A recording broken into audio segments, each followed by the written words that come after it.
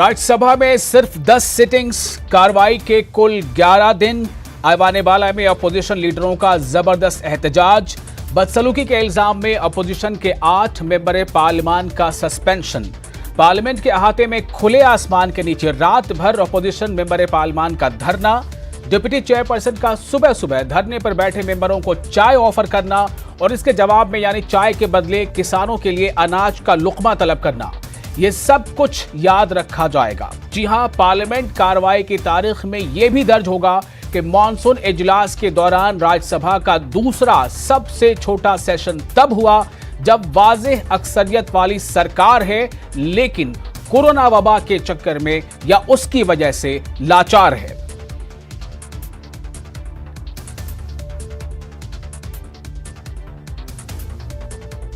परसों जो bill pass हुआ था उसमें पूरी कार्रवाई नहीं की थी। जो कानून बनता है उसमें क्लास बाय क्लास डिस्कशन पे सबकी अनुमति नहीं ली गई थी, रेजोल्यूशन पे वोटिंग नहीं हुए थे और जो अमेंडमेंट्स दिए थे एमपीज पे उस पे डिवीजन नहीं था, उस पे वोटिंग नहीं हुई थी। इसलिए राष्ट्रपति जी से ये 15, 16, 17 पार्टीज रिक्वेस्ट कर रही हैं कि आप इस बिल को स्वीकृति मत दीजिए, इसे आप वापस सरकार को भेजें। क्या संसदीय लोकतंत्र इस प्रकार चलेगा? इस मार्च का उद्देश्य था कि एक संदेश दे खेतीहर समाज को जो खेत में खड़ा टकटकी लगा के देख रहा है, श्रमिक वर्गों को जो चाहे फैक्ट्री में खड़ा वो देख रहा है कि संसद में सत्ता प्रतिष्ठान भले बहरी हो जाए, विपक्ष को जो आपने भूमिका दी है विपक्ष उसका निर्वहन कर रहा है। India is not at dictatorship. As of now, it is a democracy. It is a parliamentary democracy, and India cannot be turned into an authoritarian, dictatorial government and a fascist government. That danger is looming large. नाज़रीन आदाब, मैं हूं विशाल आज़म और आप देख रहे हैं prime debate. अभी आपने सुना जो मेंबर पार्लियामेंट है उनका यह कहना था कि ये जमहूरी मुल्क है और इस जमहूरी मुल्क में कोई भी ऐसी चीज़ इस तरीके से नहीं हो सकती जो देखने या सुनने में ऐसा लगे कि जिनमें जमहूरी अक़दार का ख्याल या पास नहीं रखा जा रहा है। तो ये तो हमने आपको बताया कि ऐवान बाला यानी राज्यसभा का ये अब तक का दूसरा सबसे छोटा सेशन है, जबकि सिर्फ 10 सिटिंग्स हुई हैं। 1979 में एक सिटिंग के साथ राज्यसभा का ऐवान बाला का सबसे छोटा सेशन हो चुका है, सबसे छोटी सिटिंग हो चुकी है। लेकिन इसी के साथ ये बता दें कि लोकसभा की कार्रवाई का जो ऑपोजिशन लीडर हैं उन्होंने पूरी तरह से बॉयकॉट का ऐलान किया है। अभी आप ये सुन रहे थे जो मेंबर पार्लियामेंट थे। हमारे साथ इस खास मौजू पर 4 मेहमान हैं जिनसे हम बातचीत करेंगे और ये जानने की कोशिश करेंगे कि 14 सितंबर को जो सेशन का आगाज हुआ था उसके लेके आज तक इसमें क्या कुछ ऐसी नई चीजें देखने को मिली और क्या कुछ हासिल हुआ। हमारे साथ है डॉक्टर अमी याज्ञनिक जो राज्यसभा एमपी हैं कांग्रेस की, आपका बहुत इस्तकबाल है। और सैयद यासिर जिलानी है, तर्जुमान बीजेपी के हैं। फयाज अहमद खान है, लीडर सीपीआईएम। और Anoop Gupta, assistant news editor. आप तमाम लोगों का बहुत इस्तकबाल है। सबसे पहले मैं अनूप आपके पास आऊँगा एक छोटा सा रिमार्क के लिए कि इस छोटे से सेशन को स्पेशली जो राज्यसभा का, चूंकि वो अब साइन डाई हो चुका, तो राज्यसभा का छोटा सेशन और ओवरऑल अभी तक जो रहा इसके बारे में आप क्या ब्रीफ करेंगे हमारे नाजरीन को? अनूप।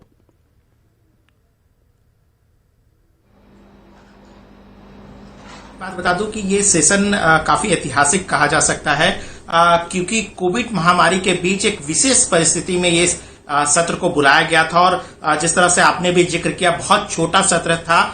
10 सिटिंग ही हो पाया, 18 सिटिंग पहले रखा गया था। लेकिन आज वेंकैया नायडू ने साफ कर दिया कि इसकी प्रोडक्टिविटी जो है वो 100% से ज्यादा की रही। इस 10 दिनों की सिटिंग में 25 विधेयक को पास कराया गया, जिसमें 3 कृषि विधेयक है जिसको पास कराया गया, जिसका जिक्र आप आगे भी करेंगे क्योंकि इस विधेयक को लेकर काफी बवाल मचा हुआ है। इसके अलावा लेबर रिफॉर्म्स को लेकर के 3 विधेयक को पास कराया गया है। इसके अलावा सांसदों के अलाउंसेस को लेकर बिल पेंडिंग था, उसको पास कराया गया है। तो कुल मिलाकर कह सकते हैं कि काफी विवादों भरा जरूर रहा है, लेकिन प्रोडक्टिव सेशन कहा जा सकता है। ऐसी परिस्थिति में जब कोरोना महामारी है और ऐसा लग रहा था आज से कुछ दिन पहले कि सत्र नहीं बुलाया जा सकता है, ऐसे में बहुत प्रोडक्टिव सेशन रहा है। हाँ, ये जरूर है कि ये पूरा जो मानसून सत्र रहा है, जिस तरीके से 8 सांसदों को निलंबित किया गया, विवादों के घेरे में भी जरूर रहा है।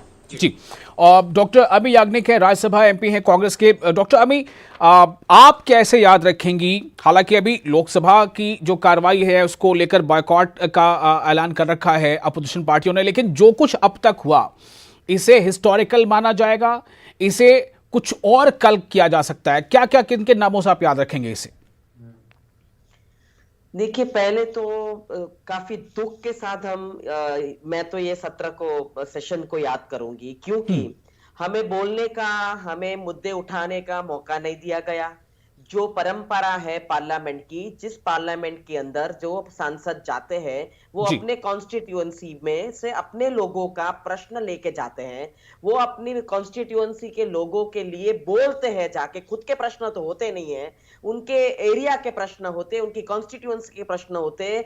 हालांकि देश के जो किसान है, मजदूर वर्ग है, या तो अगर मेडिकल बिल है तो डॉक्टर्स है, वॉरियर्स है, सबको जो प्रश्न एसोसिएटेड होते हैं, उनके प्रश्न लेके जाते हैं, हम डिस्कशन करते हैं, और उस पे हम जब डिस्कशन होता है, डिबेट होता है और उस पे कंसेंसस बनता है, तब बिल पास होता है।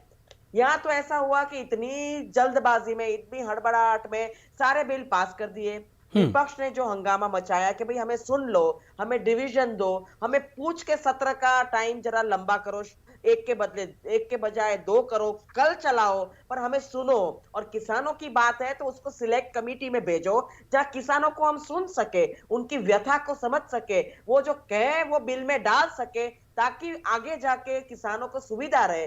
पर हमने ये सारी मांगे रखी, सुनाई नहीं गई, प्रोसीजर फॉलो नहीं हुआ, और दूसरे दिन बिल पारित हो गए सारे। तो इसे पारित होते हैं, इसको प्रोडक्टिविटी कहते हैं। तो मुझे नहीं लगता है कि मुझे ये पार्लियामेंट जो एक मंदिर है, कि जहाँ लोकतंत्र परंपरा चलती है, लोकतांत्रिक तरह से लोगों के प्रश्न लेके हम जाते हैं, हम उनको क्या कहेंगे कि तुम्हारे प्रश्न नहीं सुने गए, हमने इतना हंगामा बचाया, हमने इतना कहा कि प्लीज हमें सुनो, पर हमारी बात नहीं सुनी गई। तो ऐसे अगर बिल पारित होते हैं तो ये सत्र हम ऐसे दुख के साथ याद करेंगे, दुख के साथ याद करेंगे। मैं फिर अब रुख करूंगा फयाज अहमद खान का, जो सीपीआईएम के लीडर है। फयाज, कैसे याद किया जाएगा इसे?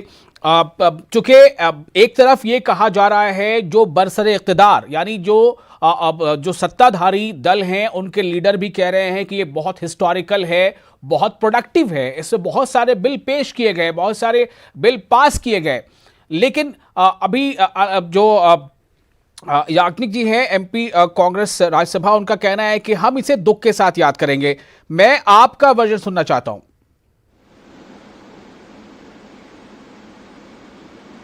देखिए, ऐसा है कि सिर्फ वो हमारी जो एमपी साहिबा बैठी हैं, दुख उन्हीं के लिए नहीं है, पूरी देश की जनता दुख के साथ याद करेगी। जिस तरीके से मोदी अमित शाह मिलकर के पूरे मुल्क को बेचने का काम कर रहे हैं, जिस तरीके से हमारे देश का पार्लियामेंट, जहां पर लोग उम्मीद कायम रखते हैं कि पार्लियामेंट के अंदर में देश की जनता का, किसान हो, मजदूर हो, तलबा तालिबात हो, नौजवान हो या खातीन हो, इनके हक की बात की जाएगी, इनके हक में कानून बनाए जाएंगे, कैसे रोजगार मिलेगा, कैसे किसान को फसल का कीमत मिलेगा, कैसे मजदूरों का मिनिमम वेज मिलेगा, ये इंतजार में जब रहते हैं, तो ऐसी हालत में देश की जो सरकार है, ये सरकार जल्दबाजी में, और जल्दबाजी इसलिए कि उनको सदन बुलाना पड़ा, उनको इसलिए मीटिंग बुलानी पड़ी, राज्यसभा की मीटिंग बुलानी पड़ी, क्योंकि कानूनन 6 महीने में एक बार बुलाना पड़ता है।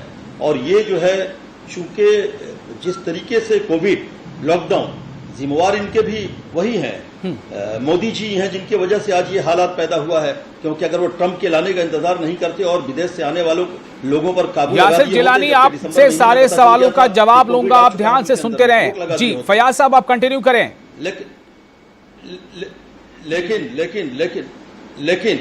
लेकिन ये लॉकडाउन के जरिए देश के लोगों का क्या हाल हुआ, मजदूरों का क्या हाल हुआ, तो देखिए यह किसान किस हालत में है। और ऐसी हालत में क्या जल्दबाजी है, ये तारीख बना है, 3 घंटे के अंदर में 7 बिल को पास करा लिया गया है। अपोजिशन को बोलने नहीं दिया जा रहा, गला घोट दिया जा रहा है, डेमोक्रेसी का गला घोटा जा रहा है, कॉन्स्टिट्यूशन की धज्जी उड़ाई जा रही है। जिस जगह में कॉन्स्टिट्यूशन को लेकर के बातचीत की जाती है उस जगह में कॉन्स्टिट्यूशन की धज्जी उड़ा दी जा रही है। ऑपोजिशन को मार्शल के जरिए रोक लगा दिया जा रहा है, दीवारें बना दी जा रही हैं ताकि ऑपोजिशन के लोग कुछ बात ना कर पाए, उनको बोलने का मौका नहीं दिया जाएगा।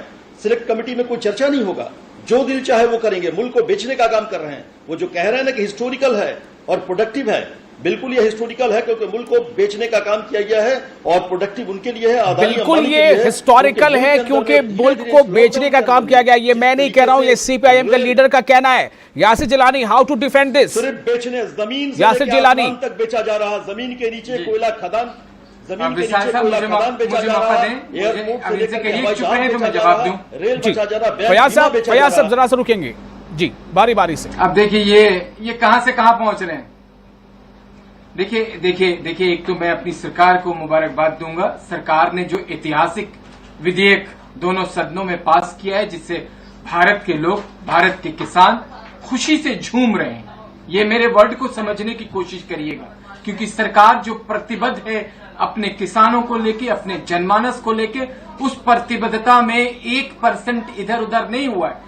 सरकार ये बताने में कामयाब रही है कि किसानों को एमएसपी के माध्यम से उचित मूल्य दिलाने के लिए प्रतिबद्ध है और वो जारी रहेगा। सरकार खरीद भी पहले की तरह जारी रहेगी। ये हमारे मुल्क के प्रधानमंत्री ने कहा है।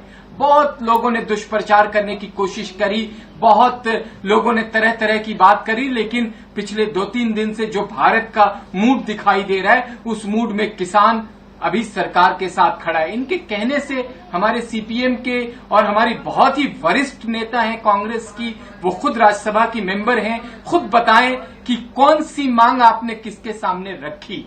आपका आचरण जो है वो हिंदुस्तान ने देखा है। सांसदों ने अपने आचरण की धज्जियां उड़ाई हैं। टेबल पे चढ़ के मार्शल को मारा है एक सांसद ने, आम आदमी पार्टी का सांसद दिल्ली का है, मैं नाम कोट कर देता हूं, संजय सिंह, जिसकी वीडियो पूरे दुनिया में, भारत में नहीं, हर ब्लॉक, हर मंडल भारत में पहुंच के लोग थू थू कर रहे हैं क्योंकि आज तक लोकतंत्र के मंदिर में इस तरह का कोई दृश्य देखने को नहीं मिला। यकीन माने आप कि भारत, ये जो मौजूदा सरकार है विशाल साहब, ये सरकार जनमानस के लिए है। ये सरकार किसानों को ये चाहती है कि किसान अगर चंडीगढ़ का है तो उसका राइट चेन्नई में भी बनना चाहिए, उसका राइट जालंधर में भी बनना चाहिए, उसका राइट हैदराबाद में बनना चाहिए। डॉक्टर अमित याज्ञनिक, आपके ऊपर एक सवाल उठाया गया है कि आपने बिना सोचे समझे, बिना एक वाज़ेह या क्लियर कट ऑब्जेक्शन या रीजन बताए आप लोगों ने राज्यसभा में हंगामा क्रिएट किया।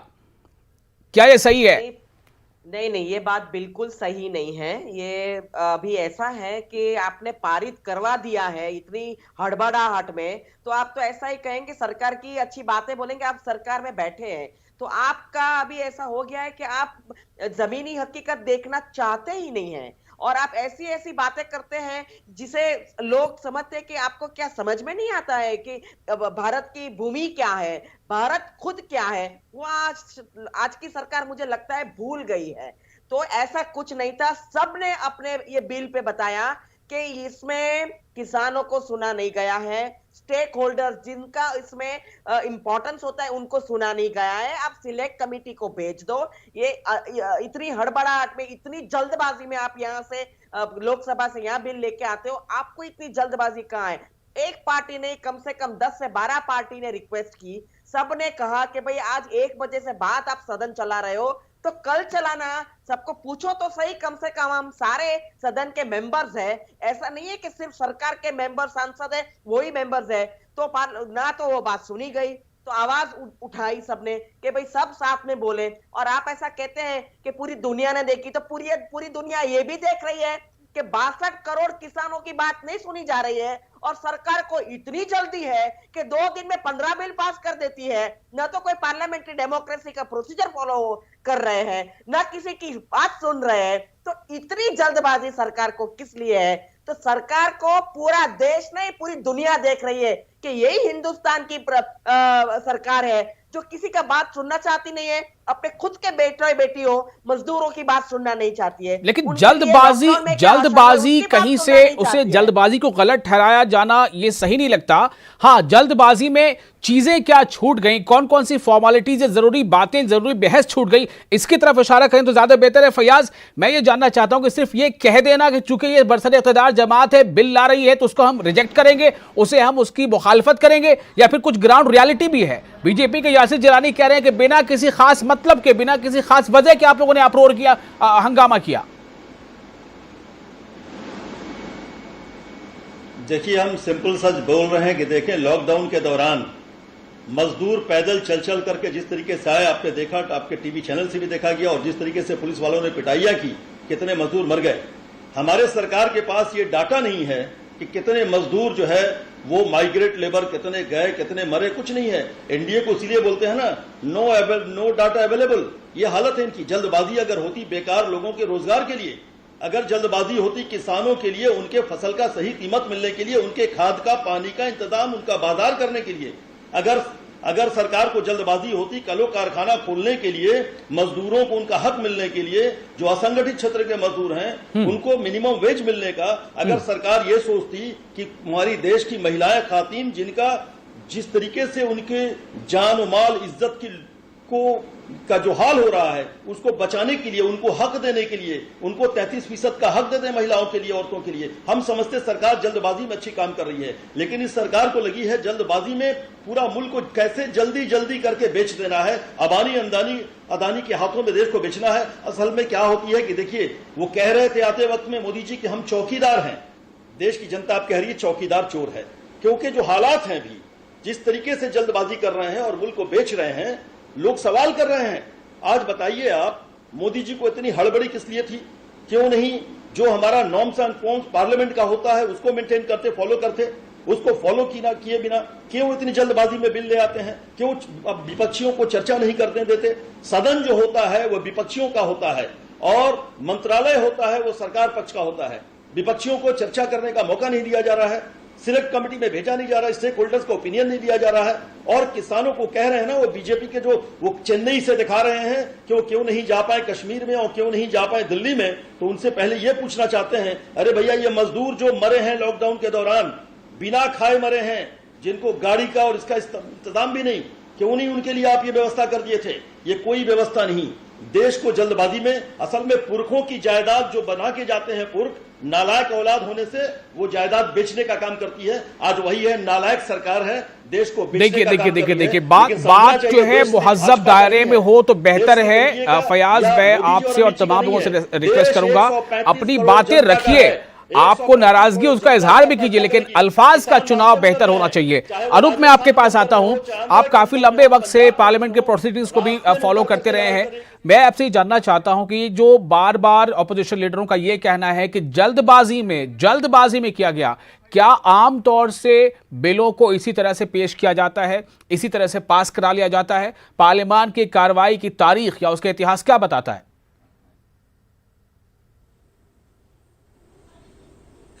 देखिए, सबसे पहले बात आपको बता दूं कि ये जल्दबाजी में लाया गया विधेयक नहीं है। इसके लिए पूरी प्रक्रिया का पालन जो है वो केंद्र सरकार की तरफ से की गई है। जो भी इस विधेयक के स्टेक होल्डर है उससे बातचीत की गई। और आपको एक चीज और जोड़ूं कि जब कांग्रेस सत्ता में थी, यूपीए की सरकार थी केंद्र में, तो हमने खुद उस प्रेस वार्ता को उस समय अटेंड हमने किया था, जब राहुल गांधी और तमाम कांग्रेस राज्यों के मुख्यमंत्रियों के साथ एक बड़ी प्रेस वार्ता कांग्रेस दफ्तर में की गई थी, और जिसमें इसी बिल का जिक्र जो है वो राहुल गांधी और अजय माकन उस प्रेस वार्ता में उन्होंने की थी। तो इसमें कुछ भी नया नहीं है। देखिए, ये प्रपोजल बहुत पुराना था कि किस तरीके से कृषि में एग्रीकल्चर रिफॉर्म्स को आगे बढ़ाया जाए। मेरे ख्याल से जो हमारे मेहमान हैं उनका ये कहना है कि बिल लाना जल्दबाजी नहीं है, बल्कि बिल को सदन में यानी ऐवान में रखने के बाद बिना उस पर चर्चा कराए, बिना बहस कराए उसको पास करा लेना, इसकी जल्दबाजी दिखा रही सरकार, ये कहना है इनका।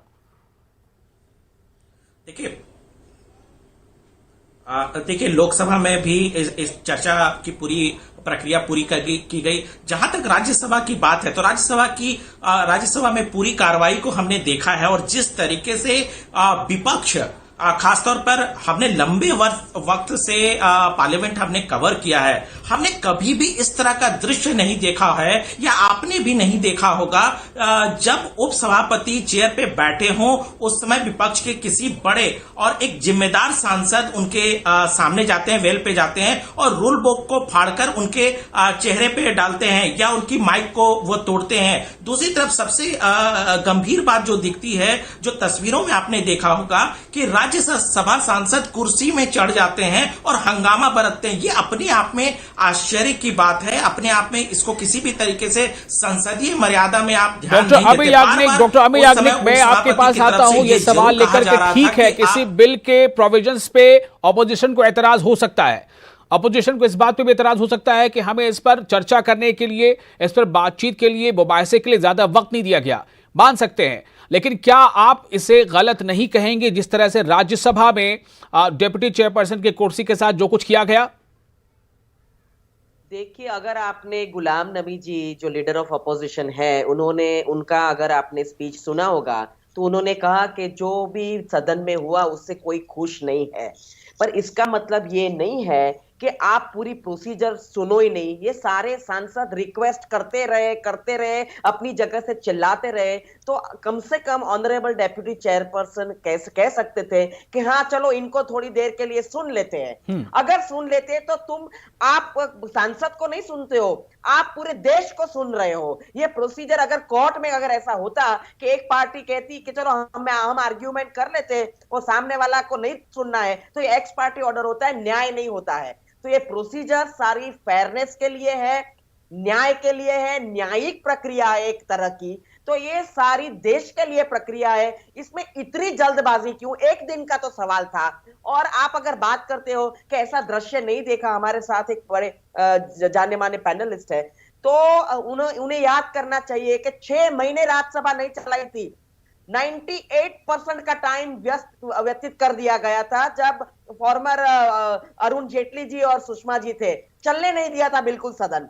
तो ये सब बातें हम इस बार न करें तो ठीक है। हम इतना ही कहते हैं कि जो प्रक्रिया पार्लियामेंट में है अगर वो फॉलो ना की जाए तो इसका मतलब क्या है? हम इसको तो इसका मतलब क्या है यासिर जिलानी? पार्लियामेंट की प्रोसीडिंग्स की अपनी एक प्रक्रिया है। अगर आप विपक्ष में एक तरफ पूरा 99 पक्ष हो, एक भी विपक्ष है, वो विपक्ष कहलाता है। तो अगर अपोजिशन इस बात पे इसरार करता है कि हमें इस पर चर्चा करने दिया जाए, क्योंकि उसे भी कम से कम अपने इलाके में जाकर अपने लोगों से इसके बारे में कुछ ना कुछ कहना होता है, क्या आप मान रहे हैं कि डॉक्टर अमी याग्निक और जो फयाज कह रहे हैं कि उन्हें विपक्ष के नाते बोलने का मौका मिलना चाहिए था? देखिए, अमी याग्निक मैडम जो हैं ये पार्लियामेंटेरियन हैं, लॉ मेकर हैं और ये जानती हैं। जितना मैं पार्लियामेंट का मेंबर तो नहीं हूं, पार्लियामेंट को पढ़ा है, प्रोसीजर को जानने की कोशिश करी है किताबों से। डिप्टी चेयरमैन की क्या वैल्यू होती है मैडम, ये आप जरूर बताएंगी कभी और डिबेट में अगर हम लोग साथ बैठे। अब तो वक्त की कमी है, लेकिन क्या आप एपीएमसी जो एक्ट जो आप लोगों का ड्रीम था, आपके मैनिफेस्टो का हिस्सा था, आज उसको अगर सरकार आगे बढ़ा के किसानों के फेवर में लाके खड़ा कर रही है तो सिर्फ इसलिए कि वो प्रधानमंत्री नरेंद्र मोदी उसको लेके आ रहे हैं, इसलिए आप उसके अगेंस्ट चले गए, उसको बिना जाने बुझे हुए? ये तो आप ही का एपीएमसी एक्ट था, आपके एजेंडे का आपके पास आऊंगा। पहला बिंदु। फाइनल कमेंट के लिए भी सुनते हैं यासिर जिलानी को, सुनते हैं। तो ये राहुल गांधी की, अच्छा मैं एक 10 सेकंड और बोल दूं। अच्छा, दूसरे श्रीमान जी जिन्होंने मुहज्जब माशरे में रहते हैं, लेकिन जो उनका आचरण है, जो उन्होंने अल्फाजों का चयन किया है, वो उसका भुगत रहे हैं। आज सीपीआई कहीं नहीं है भारत में, तमाम राज्यों से उसके खात्मे हो चुके हैं, एक जगह केरला में बची हुई, मुझे लगता है वो इस बार चली जाएगी। तो कम से कम आप पार्लियामेंट्रियन जो बैठी हैं मेरे साथ, वो प्रोसीजर को समझती हैं, वो कम से कम इस तरह की बात ना करें कि हाँ विपक्ष की बिल्कुल यही तो हमारी संविधान की सबसे। चलिए, शुक्रिया आपका यासिर जिलानी। मैं छोटा सा, चूंकि मैं वादा कर चुका हूं, डॉक्टर अमी याग्निक फाइनल कमेंट बहुत मुख्तसर, छोटा। मैं इतना ही कहना चाहती हूं कि अगर एपीएमसी और मंडी की बात या तो एमएसपी की बात ओरली करते हो, आप मुख से बोलते हो, तो आप कानून में क्यों नहीं डाल देते हो? जो बिल हुआ है उसमें क्यों नहीं डालते हो? और हर बार हमारा ड्रीम है, किसी का ड्रीम नहीं है, ये देश का ड्रीम है, ये किसान हमारे हैं, उनका सपना है। तो किसान हमारे हैं, किसान देश के हैं, और ये बिल, ये कानून सब देश के लिए है, देश के वालों के लिए और देश के किसानों के लिए। जिन चीजों पर उनको एतराज है वो लिखित में क्यों नहीं दिया जाता, सबसे बड़ा एतराज इसी बात को लेकर है। बहुत शुक्रिया आप तमाम लोगों का हमारे साथ बने रहने के लिए। मुझे दीजिए इजाजत, आदाब।